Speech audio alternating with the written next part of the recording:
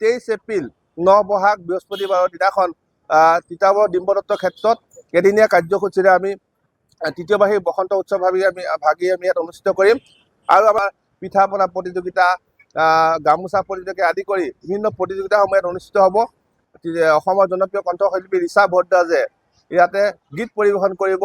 আৰু অসম জাতীয়তাবাদী যুৱ ছাত্ৰ পৰিষদ তিতাবৰ আঞ্চলিক সমিতিয়ে যোৱা 31 মাৰ্চ 2026 তাৰিখৰ পৰা বিহুৰ আখৰা তিতাবৰ ডিম্বদত্ত ক্ষেত্ৰত আমাৰ চলি আছে।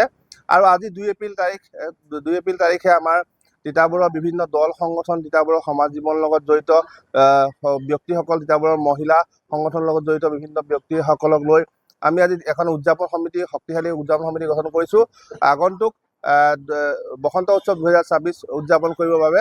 আৰু আমাৰ এই বসন্ত উৎসৱ 2026 উদযাপনৰ যি উদযাপন সমিতি আজি গঠন হৈছে, উদযাপন সমিতিৰ সভাপতি হিচাপে তিতাবৰৰ সমাজ জীৱনৰ লগত জড়িত নয়ন দত্ত ডাঙৰীয়াক সভাপতি দায়িত্ব অৰ্পণ কৰিছে আজি ৰাজহুৱা সভাই। আৰু তিতাবৰৰ প্ৰাক্তন ছাত্ৰ নেতা তথা তিতাবৰ সমাজ জীৱনৰ লগত জড়িত নিলোফাৰ ৰহমান ডাঙৰীয়াক কাৰ্যকৰী সভাপতি আৰু যুৱ ছাত্ৰ পৰিষদ তিতাবৰ আঞ্চলিক সমিতিৰ সন্মানীয় সভাপতি বিৰাজ কলিতা ডাঙৰীয়াক উদযাপন সমিতিৰ সাধাৰণ সম্পাদকৰ দায়িত্ব অৰ্পণ কৰাৰ লগতে ইয়াত উপস্থিত থকা সকলো ব্যক্তিকে ক্ৰমান্বয়ে উপদেষ্টা, সাংস্কৃতিক প্ৰতিযোগিতাকে আদি কৰি বিভিন্ন উপসভাপতি, সহকাৰী সাধাৰণ সম্পাদকে আদি কৰি সকলো বিভাগতে ইয়াত দায়িত্ব অৰ্পণ কৰিছে।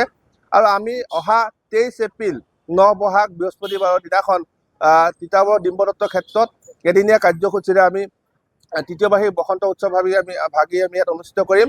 আৰু আমাৰ বসন্ত উৎসৱ ভাগিত আমাৰ প্ৰথমতে আমাৰ তিতাবৰৰ বিভিন্ন সকলো অৰাজনৈতিক সংগঠনৰ একেলগে আমি পতাকা উত্তোলন কৰিম। তাৰপিছত আমি শ্বহীদ তৰ্পণ কৰিম। আৰু জুবিন গাৰ্গ ডাঙৰীয়া আৰু ভূপেন হাজৰিকা ডাঙৰীয়াৰ প্ৰতি আমাৰ শ্ৰদ্ধাঞ্জলি জ্ঞাপন অনুষ্ঠান হ'ব। তাৰপিছতে আমাৰ পিঠা পনা প্ৰতিযোগিতা, গামোচা প্ৰতিযোগিতা আদি কৰি বিভিন্ন প্ৰতিযোগিতাসমূহ ইয়াত অনুষ্ঠিত হ'ব। আৰু ঠিক 2 বজাৰ লগে লগে আমাৰ ইয়াত বিহুৰ ইয়াতে মুকলি বিহু প্ৰদৰ্শন হ'ব।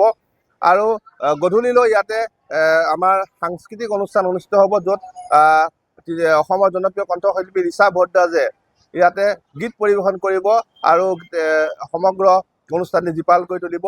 গতিকে থুলমূলকৈ আমাৰ যিখিনি আলোচনা আজি হৈছে আৰু আলোচনা হৈছে সেইখিনি আমি আপোনাক অৱগত কৰিছোঁ।